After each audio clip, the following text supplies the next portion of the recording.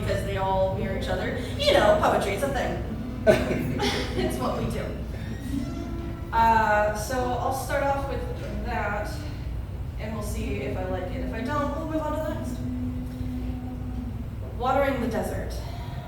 Maybe my mistake was finding beauty in the broken and beaten and the extremely dangerous.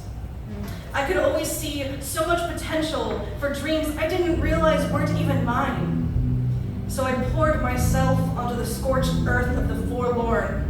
I filled the gaping chasms with kindness, built bridges over the flooding waters using a hammer with a well-worn handle, never realizing the desert only stays wet for so long before that parched earth is begging for more. Cracked mud puckered up in the sky, a warning sign that I should have heeded. But foolishly, I thought I could just pour a bit more of myself and give the ground some time for growth. I should have known that desert nights get cold, and almost next to nothing grows where chasms hide caverns and flash flood water flows. I can only hope the next shelter I find has more than just good bones. Because it's like building with patience. I'm holding up a house that isn't mine. Every picture I've tried to hang on the walls makes them start to seep, and I am nearly drowning. There's good bones beneath, the rot whispers to me, but I don't know how to lessen the blows of the hammer I've named patience. Every tired swing, driving in temporary nails, trying to help patch holes that require expertise I do not have. I've boarded over windows because I can't replace the broken glass. It glitters, glintings, sharp accusations. It wouldn't be broken in the first place if I had left the empty house alone.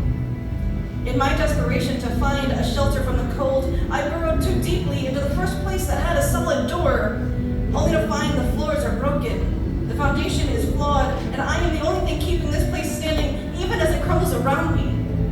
The floor plan was once grand, open and inviting, but now it's cracked, covered in glass and dust. The only nails I've got are covered in rust, and still the walls lean on me. How many months have I been keeping this tower from caving in completely? I dropped my hammer after the last good swing sent more debris flying. This house is falling down around me, calling for me to stay, begging me not to abandon it. I leave my hammer inside. I never claimed to be a carpenter, just someone who knows a thing or two about good bones and how to reveal them.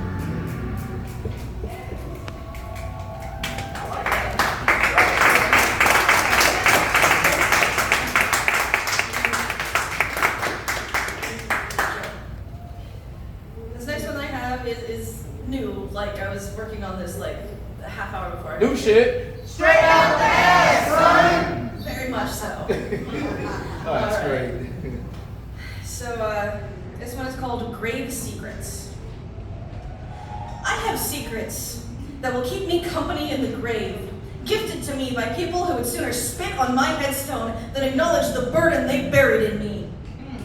I keep these lost love notes, confessions of sins, quietly miserable accidents, like a pulse under my fingertips, a silent understanding of hush on the lips.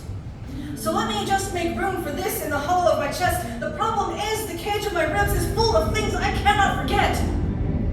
The "we never meant to have you" kind of conversations that, spoken plainly, aren't meant as an insult, just a matter of fact, to make it okay to say that I was born of a mistake. Or the silent seething taking place just outside the frame of a happy family photo. Scars hidden with art decorate the skin I once marred, because I had no reason to be depressed. At 13 years old, when I knew I wanted to kiss my best friend and not have it be us just playing pretend. Or all the times being told turned into knowing that my work was never good enough, my voice was never good enough, my words were never good enough, I was never good enough.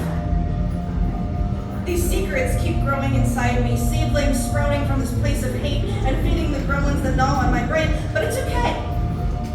Your secret is still safe with me, because I have had decades of practice in putting on a smile when all I wanted to do was put a bullet between my teeth and chew. I have been hiding the root-rotted damage that all these secrets have been causing, but I am so tired of feeding my demons.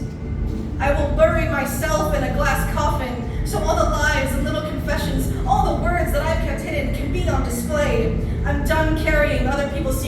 my grave.